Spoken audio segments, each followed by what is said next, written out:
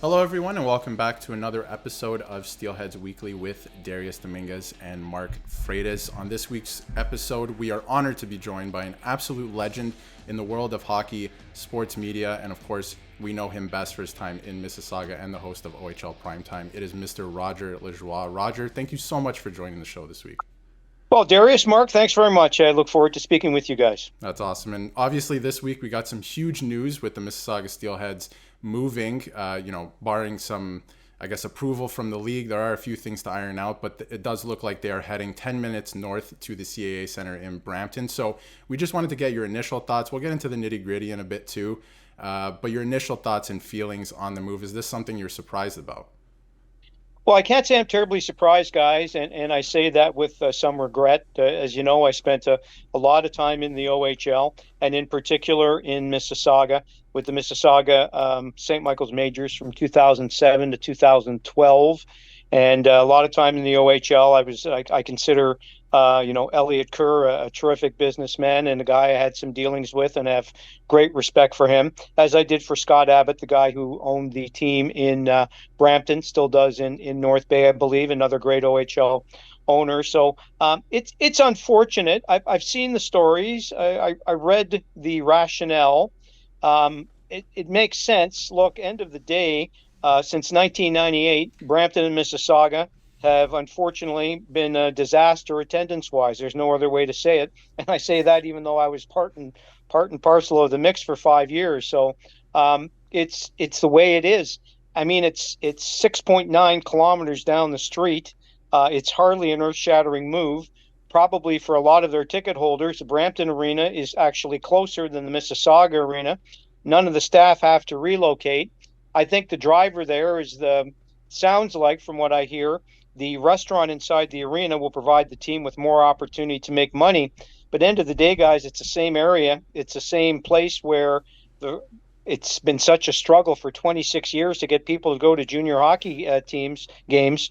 I hope it works out for them. I'm not terribly surprised, and I think it's unfortunate that it has to do that. And I'm sure ownership has its reasons. And financially, look, there's two ways in a business, as we all know, to improve your bottom line: increase revenue or decrease your cost. And I would suspect that getting a new lease in Brampton is decreasing the cost, and more power to them. I hope it works, but man, it's a tough market. And like you said, it's the area and the market. It's not really changing. It's about 10 minutes away, if that, right? Just up the same street on Kennedy. So to go way back, right? You were covering the OHL, I guess, around the time of the expansion into Brampton and Mississauga. Do you think at the time putting two expansion teams 10 minutes away from each other in a market that maybe could have survived if they had one team there, was that a mistake from the start? Well, in retrospect, it's easy to say, Darius, it was a mistake. Without question, it hasn't worked. Look, it hasn't worked. Let's be honest. The Brampton Battalion moved after 15 years. As soon as their lease was up, their original lease was up, Scott Abbott moved the team to North Bay. The Mississauga team has changed ownership 4, 5, 6 times. I don't even know how many times Yeah. it's changed times. More power to Elliot and his partners for being involved as long as they have been. This is an ongoing, long thing. Yes, and I'll go back. Listen, my first experience in the OHL, I was the business manager back in the day of the Toronto Marlboros when they played at Maple Leaf Gardens. That was one of the early stops in my career. That was 1982, gentlemen. And in 1982, we were complaining that no one was going to junior hockey games in Toronto. And so it's an old story. Then the Toronto St. Michael's Majors came in, playing in a very small arena at Bathurst and St. Clair. That was a struggle. That franchise obviously didn't work out, which necessitated the move to Mississauga.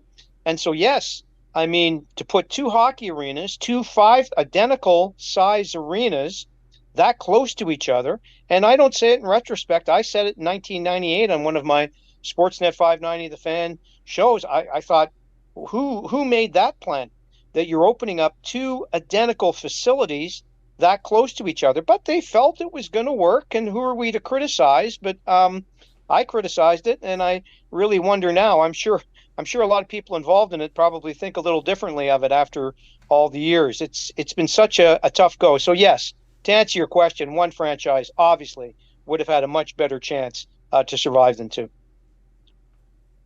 Now, I just want to ask about that, like, for the struggle. Like, looking back, like the OHL from Brampton and Mississauga from like '98 to like 2005, their attendance was up. Like I guess sort of say in the top 10.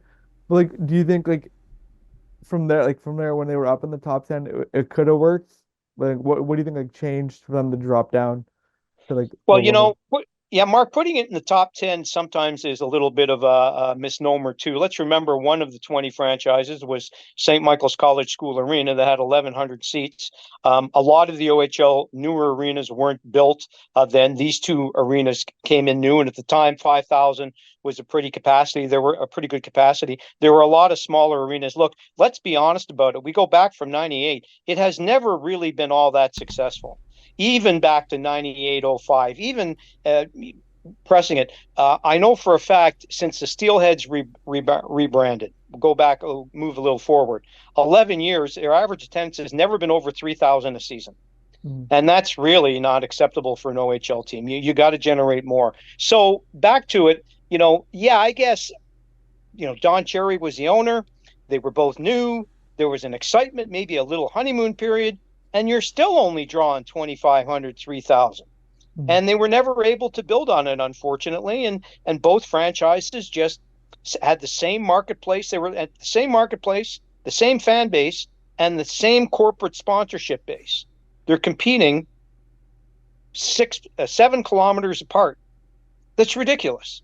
It's absolutely ridiculous. Can you imagine any other league having two franchises that close to each other, where the arenas are that close to each other? So I think, even though if we look back at the numbers, 98-05, maybe they look a little better. Trust me, this has always been discouraging attendance wise, and it's always been a struggle right from day one.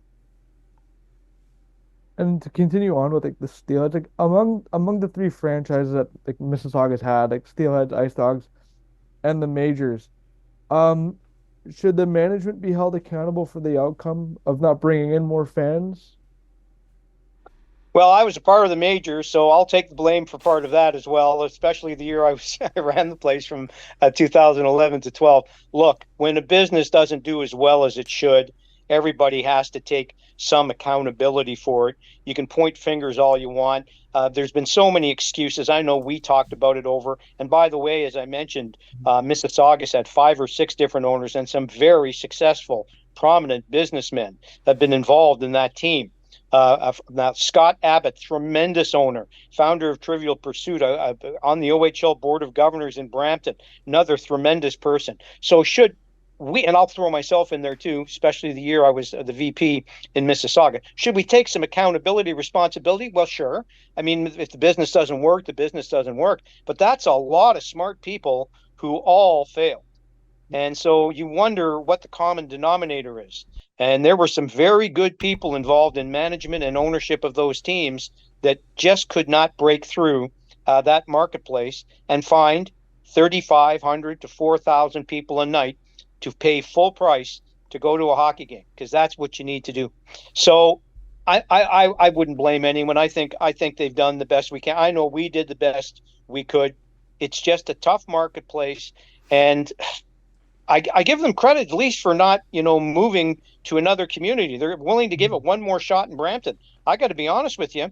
If it was me, I think I would have folded cards well before this. So I'm not going to blame anybody in particular, Mark. I don't think we need to point fingers here. I think we have 24 years or 26 years, I guess it is, of people not going to junior hockey games in Peel region. So there's plenty of blame to go around, from management to media to fans, to everybody. End of the day, maybe the interest just isn't there, very sadly so.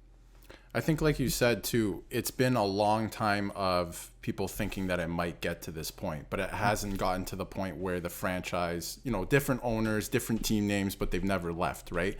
But again, this week it was finally announced, yes, they are leaving. Not too far, obviously, but the Mississauga name will no longer exist in the OHL. And there's been a lot of, pessimism, I guess, online this week. And a lot of people saying this is not going to help attendance, but I'm not sure people are looking at it from the right perspective. I don't know if this is about attendance, this moving to Brampton. I don't think it is, actually. I think it's about operating costs, and I think the city of Brampton maybe wants to support an OHL team. I know Patrick Brown went on Twitter and he said, I'm very excited to welcome the Steelheads in. They're going to support them. I don't think in the last couple of years we've seen that from Mississauga, the city at least. And I think operating costs with the entertainment dollar has just gotten too high for the Steelheads to be in that building with Raptors 905 and other tenants. But that being said, do you think there is any possibility that the OHL could survive and thrive in Brampton again? Just with operating costs being down, there might be a little bit of wiggle room for them to try and bring in new fans or try different things. Well, first, I agree with your point. I think it's largely a cost reduction thing. I know the Mississauga Steelheads company line was it's really all about attendance, and in part and parcel it is because that's why obviously your revenues are down. You're not getting enough fans, but you don't change arenas 7 kilometers away unless there's a better lease involved. And I'm not blaming him for that, but I would agree with that. You say survive and thrive. That's two different questions. Survive is just hang in there, and thrive is be a successful business. Can it survive? Yeah, it can survive. Can it thrive? Well, it hasn't in 26 years, so I really don't see what's changed now. What is going to be the catalyst now that gets everybody, back into it and excited? There's only been one OHL team since 2013. I know the Brampton Beast of the ECHL were in there for 6 years, but so Mississauga has been on its own. It's, again, the same marketplace, the same fan base, the same sponsorship scenarios. They're just moving down. And a lot of it, guys, has to do with why the owners are in the business in the first place. I can speak for Eugene Melnick, the late owner of the Center. He's a very good friend of mine. I worked for Eugene in the AHL, the OHL, and the NHL for a brief period over a 21-year period. And I can tell you, it was his passion that had the OHL. He never made money on the OHL from the time he bought the team until he sold it. It was an act of passion. So they're surviving, they're staying there because the owner just feels it's a good thing to do and can sustain losses. That's very different than thriving. So I don't know the appetite of this current ownership group because I know Elliot has some partners and it's a different structure than it was when we sold the team to him in 2012. I don't know what their goals are, but they're a long, long, long way from thriving. Mm-hmm. Can they survive with a better lease? I think this makes it much easier. And I would suggest that the same attendance in Mississauga in the Brampton Arena will automatically equal more profitability for this team. And I have no inside financial information to say that. That's just a gut feel and how important it is to get a good lease in the community you're getting in. And there's no question that Brampton obviously has given them a better deal than Mississauga. The lease is up. So there they go. And let's not forget, Scott Abbott moved Brampton. This is the first time Mississauga's moved, but Brampton moved to North Bay in 2013. So this is actually the second relocation of an OHL franchise, and they left Peel completely, obviously. Mm-hmm. Yeah, it's pretty interesting because they got a great deal, like you said. Well, we don't know the financials behind it exactly, right? That hasn't been released, but it seems like they got a great deal. And I think for the fans of the team, this is a great deal as well because you extend your drive by maybe 10 minutes. For some people who come from Brampton, it's closer to them too, right? So I think that's great. But like you mentioned too, can you see any type of endgame per se with this franchise? Like, do they end up staying in Brampton for 10 years, 15 years? Does Elliot Kerr eventually say, listen, like, we're not making any money here. We are simply just surviving. I wanted to keep the team around the Mississauga area, but we got to look at other options. Do you see, the team staying for the foreseeable future? Or is it just, a pit stop, another pit stop? Yeah, Darius, it's a great question. I can't answer that. That's a question that would have to be answered by the owners, Mr. Kerr, and his partners. And again, I go back to what the MO is. Look, if the MO is eventually, look, we got to make money off of this. We're tired of losing money, and it's no longer going to be a badge of honor or a charitable situation. We're not going to continue to lose money. Well, then the situation is going to have to improve drastically and rather quickly. And if it does, I'm sure they'll stay. I expect they'll find a way. It's hard to believe that one OHL team can't survive in that market. At least one, to keep it there. So I would defer to their situation. All I can say is that, and I say it with full respect to everybody who's been involved, I loved my involvement in the OHL. I loved my involvement in Oshawa, in Toronto, and Mississauga. But after being up close and personal to it for so many years, I can tell you I count my lucky stars. I'm not an OHL owner because I don't have the appetite for that. Yeah, that's great. To pivot a little bit from Mississauga, but stay, in the topic of relocation and stuff like that. I know you have, some roots with the Senators organization as well, obviously from your time with Eugene Melnyk. Do you foresee the OHL possibly returning? Maybe, I'm not saying it could be the Steelheads franchise in the future, anything like that. It could be another, franchise. But returning to Belleville, do you think Belleville might have an appetite for the OHL still, or is it completely an AHL town? I feel like that town still wants like their own team per se. Yes, that's a great question because I spent a lot of time in Belleville. One of my roles with the Senators, Darius, 2.5 years, I was the vice president of the Belleville Senators of the AHL. It's another duty I did for Eugene. Actually, I was the first employee on the ground in 2016, worked in the community for a year before we dropped the puck November 2017. Then I left, I guess, April 2019. Look, Belleville is a great traditional OHL hockey market. The owner kind of pulled the rug out very quickly from the city, and the team moved to Hamilton. It was very abrupt. They really missed the OHL. They reconstructed the arena in Belleville, and they brought in an AHL team. To answer the question, I think if you asked most Belleville hockey fans, they'd probably prefer the OHL. But end of the day, the Ottawa Senators organization benefits greatly from having an AHL team in Belleville that close to Ottawa for the development of players. As you see more and more now, NHL teams want their AHL teams close by. The Toronto Marlies, the perfect example. The St. John's Maple Leafs were a great financial success in Newfoundland, but Newfoundland makes it really tough to get a player if you got an injury to the game the next night.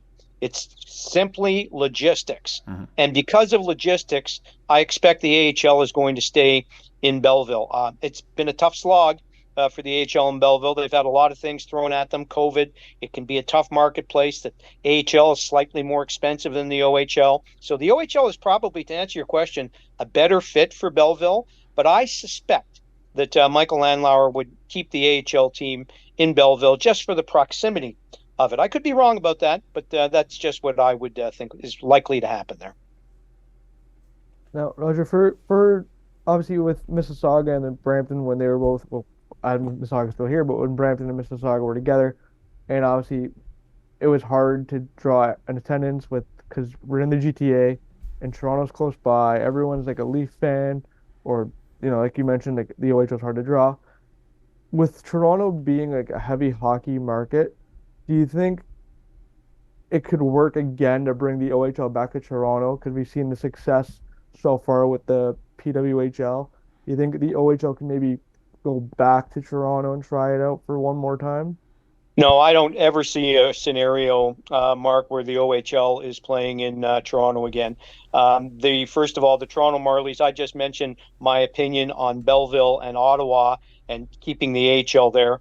MLSE, although they lose a ton of money on the Toronto Marlies playing at a Coca-Cola Coliseum, are very, I don't want to say they're happy with that, and I can't speak for them. It's, again, expedient. It's the best place to have your players. So they're happy with the AHL team. The PWHL, another entity completely different. There's no question. It's well funded. It's well supported. They're going to try to carve out a niche in the Toronto marketplace. And then, of course, there's the gargantuan presence of the Toronto Maple Leafs.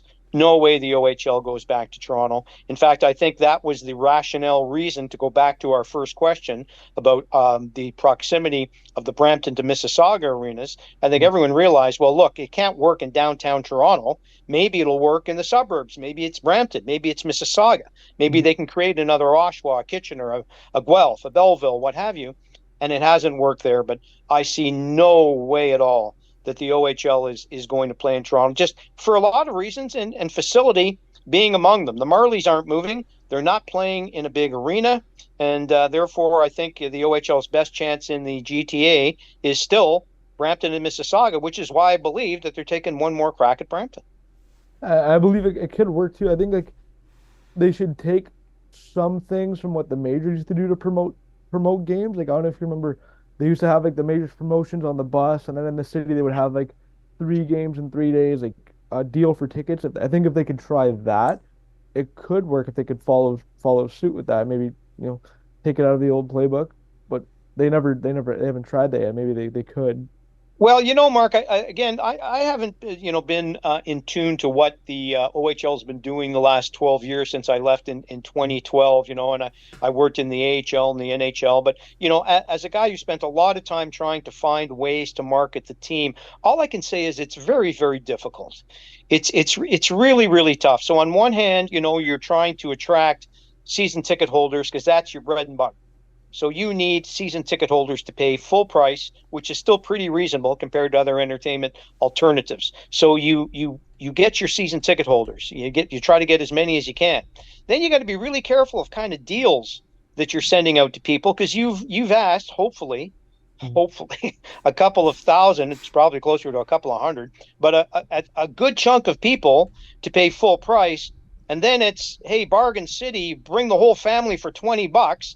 The season ticket holder looks at you and says, why did I just pay full price if you're letting these people? So, it seems on the surface, why don't you do this? Why don't you do that? And I can't speak to the last 12 years about, 3 games, 3 days or pricing structures or whatever. All I'm saying is extremely difficult and complicated, not only to come up with the right price point, but how do you find these people?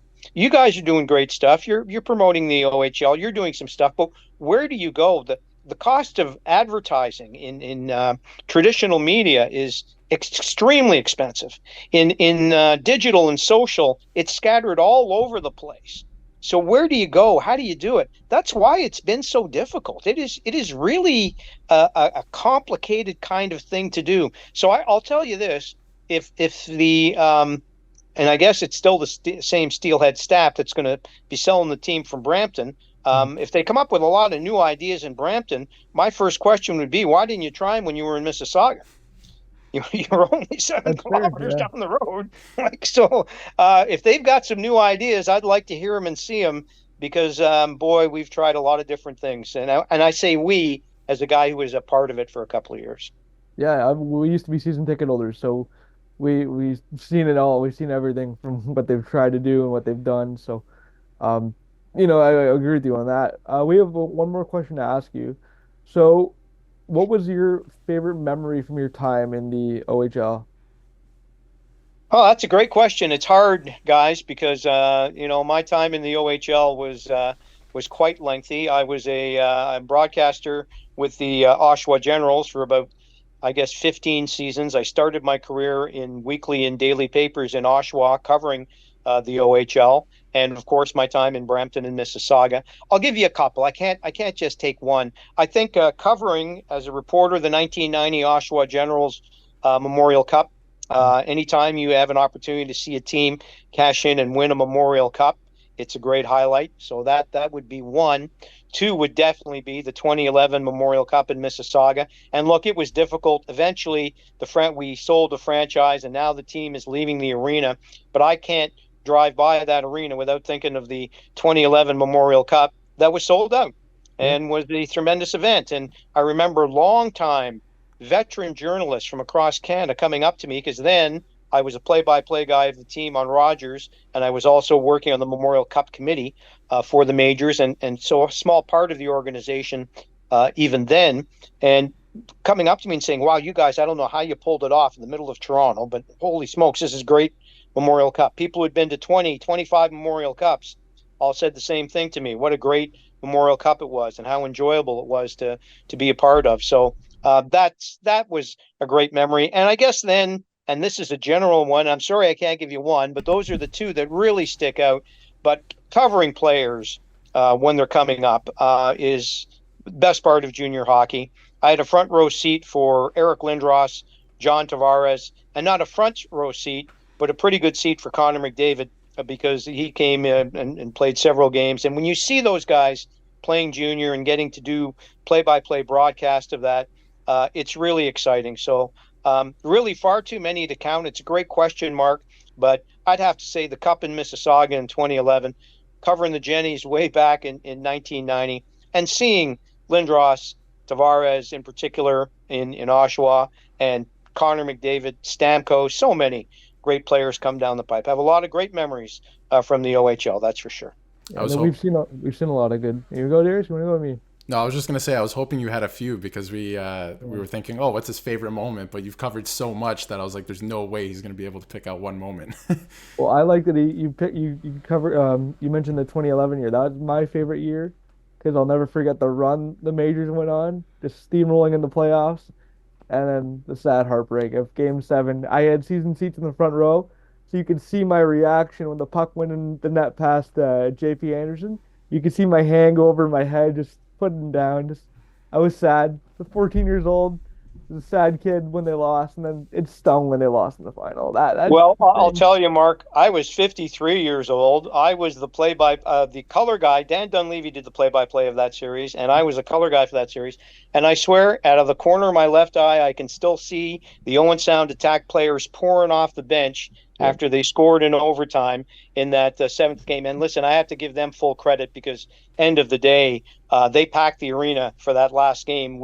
And they perfect example. You're a season ticket holder. You know what the deal was. Our Yeah. attendance was very poor leading to it. It started to build a little bit as we got there, but then for Game 7 of the OHL final, it was mostly Owen Sound fans. So yeah, that was a heartbreaking year. And It then of was. course we lose the Memorial Cup to St. John in the last game, 3-1 in Mississauga as well. That was heartbreaking. But after you get over the losses, you consider, and I believe that team, Mark, won 70 hockey games, or Yep. maybe 71 hockey games from the start of the regular season to the end of the Memorial Cup. No rings to show for it, but great team and great memories. Yes, no, For sure. Mississauga, that arena will always have a great soft spot for me, and it's kind of sad for me that it's the one OHL team now plays in Brampton because it's personal bias. I like that arena in Mississauga a lot more than I do in Brampton. Restaurant's nice in Brampton, but Yep. Mississauga's arena is a lot better. So here's hoping they can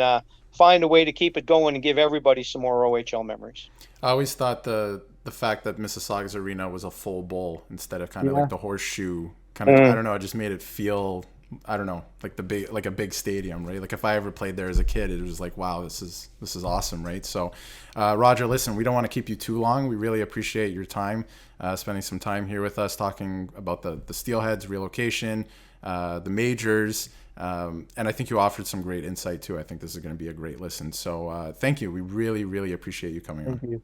Well, I appreciate you guys, and I think OHL fans, I hope they appreciate you too, because vehicles like you, guys like you, who are spending so much time putting out product and content for the OHL is really important. I'm glad you're going to still be following the team and doing your stuff, and continued success. Continue working on it, guys. I enjoyed the interview very much. You guys were well prepared. The questions were great. I taught broadcasting, so I give you high marks, and it was a pleasure to speak with you. And to all OHL fans who happen to be watching this, maybe instead just one, I hope everybody takes this the right way, but instead of maybe going online and complaining and giving your views and everything else, is how about you go out and support the great players and the great league that it is. As they told me in Ottawa, the years we ran the team, there's got to be 6 million people who are a 90-minute drive from that arena. So let's get 4,000 of them out there on a regular basis, and then we won't have to talk about this anymore. Doesn't seem like it should be that tough, but let's hope for good days. And I hope Mr. Kerr and his partners have a nice run in Brampton, and at least the team is staying in Peel. So that's something. Absolutely. Well said. Thank you, Roger. Pleasure. Thank you, guys.